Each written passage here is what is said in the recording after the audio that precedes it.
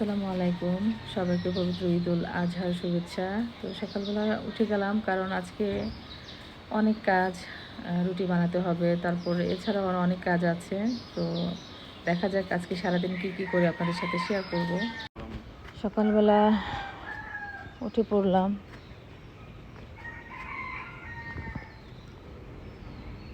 এই হচ্ছে আমাদের গরু। আর ওই যে সাদা যে গরুটা দেখতে পাচ্ছেন, এটা হচ্ছে আমার ভাসুরের গরু। তো এটা হচ্ছে আমাদের। কালকে ওরে আদর করতে পারি নাই, একটু আদর করে দিয়েছে, দাঁড়াই গেছে, ধরাই যায় না। তো এখন এটাকে গোসল করানো হবে,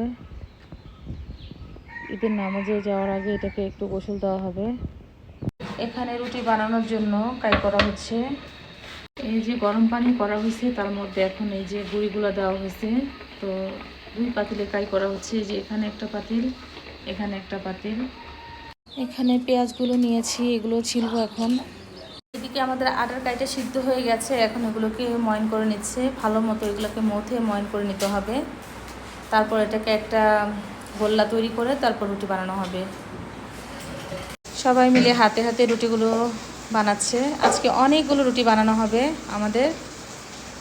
এখন রুটিগুলো ছেঁকে নেওয়া হচ্ছে, যে 2 তাওয়ায় দেওয়া হচ্ছে। এখানে গরুর মাংসটা আমরা বসিয়ে দিয়েছি, অনেকখানি ঝোল উঠছে, এখনো হয় নাই, আর একটু হবে। আমাদের রান্না শেষ, এখন সবাই খাচ্ছে।